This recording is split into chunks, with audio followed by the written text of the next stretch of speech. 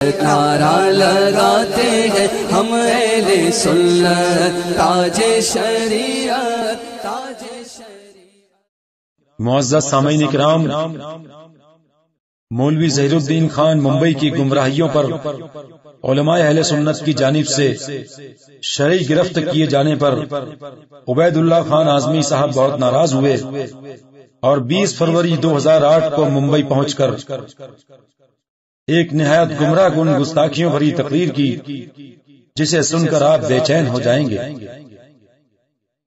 تقریر میں انہوں نے بار بار ملا کا لفظ کہہ کر شریعت کا حکم بیان کرنے والے مفتیان کرام کا مذاق اڑایا، اور بالخصوص جانشین حضور مفتی اعظم تاج الشریعہ حضرت علامہ اختر رضا خان زری مدظ اللہ العلی کی طرف اشارہ کرتے ہوئے زبردست توہین کی۔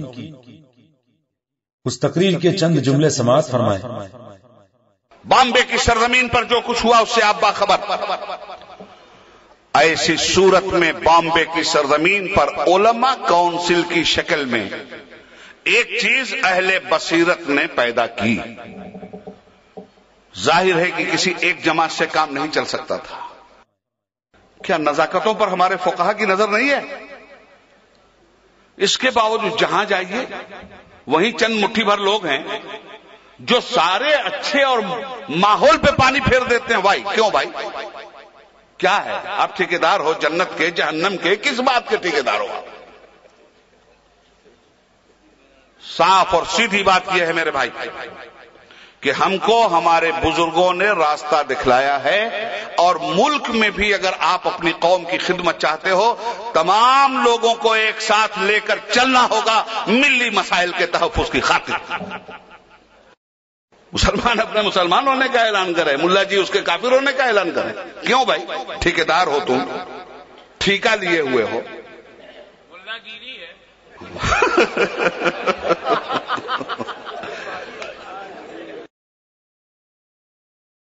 دیکھیے عبید اللہ خان اعظمی نے وہابی، دیوبندی، شیعہ، غیر مقلد وغیرہ گمراہ فرقوں کے کلمہ پڑھنے کو معتبر قرار دیا۔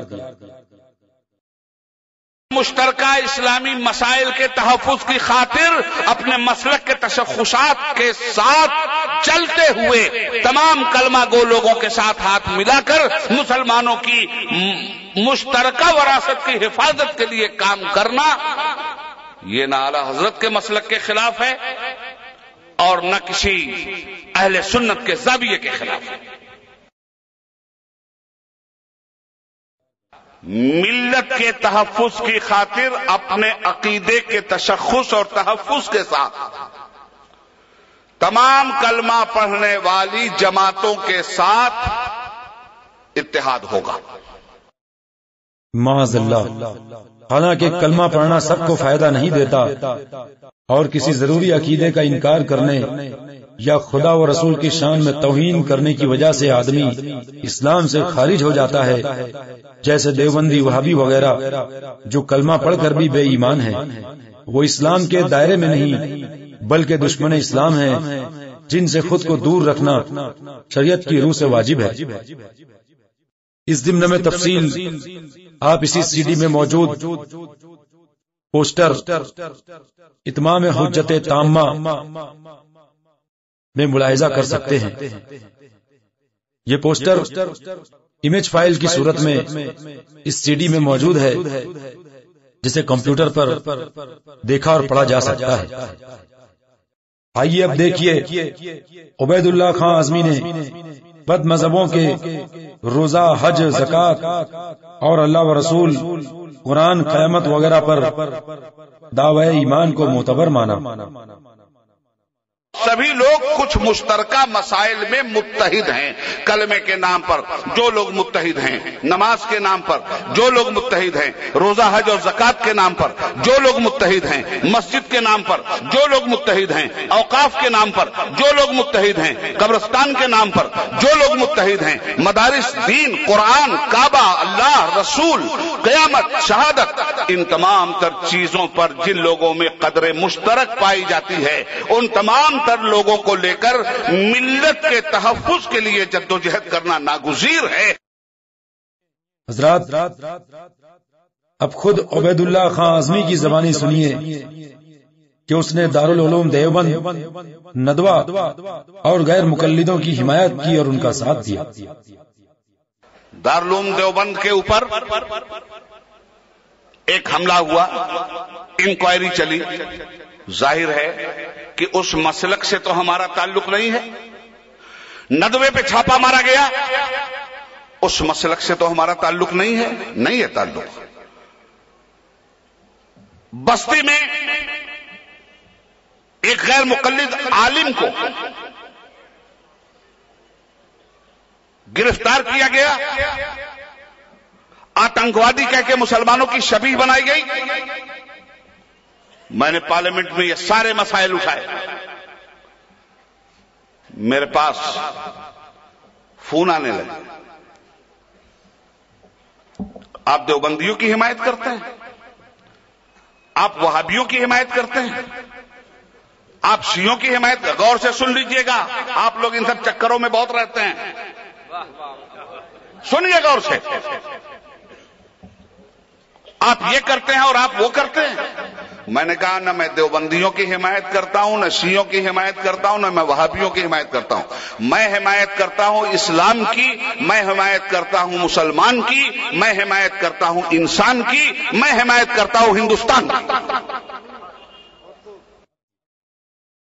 اب سنیے پیلی بھیت شریف جو خلیفہ اعلی حضرت شیر بے شہ اہل سنت مولانا حشمت علی خان رحمۃ اللہ علیہ کا شہر ہے، اس کی طرف اشارہ کرتے ہوئے عبید اللہ خان اعظمی نے کیا کہا؟ بریلی شریف کے بازو میں ایک ضلع ہے پیلی بھیت، وہاں سے بھی ملا گیری اور دادا گیری اور بھائی گیری ہوتی ہے۔ مولوی ظہیر الدین کا بائیکاٹ کرنے والے علماء کو پیٹ پرست کہا، معاذ اللہ۔ مگر بدقسمتی یہ ہے کہ جس دور میں جن علماء حق نے اسلام کی بے لاگ خدمت کی ہے، پیٹ پرست لوگوں نے انہیں کفر و الحاد تک پہنچانے سے کچھ دریغ بھی نہیں کیا۔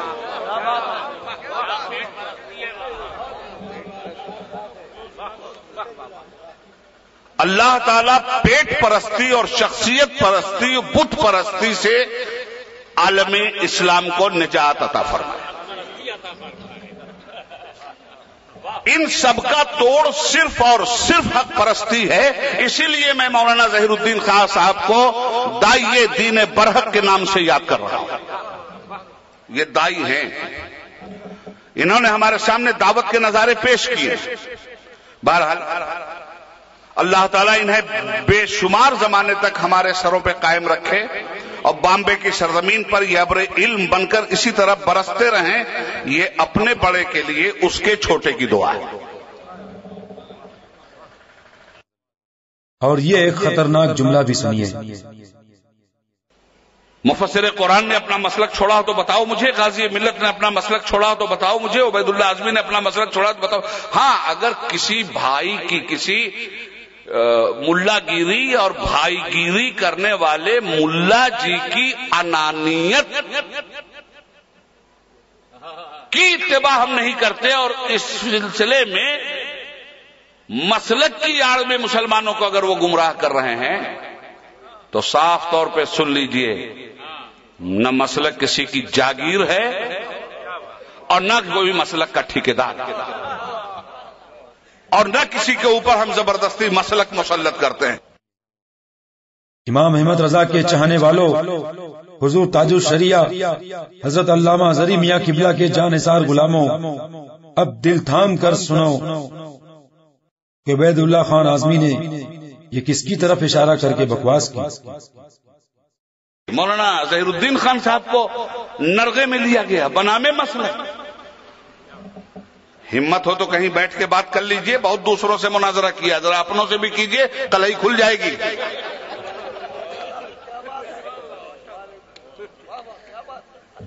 جو کلائی ہو تو کھلے۔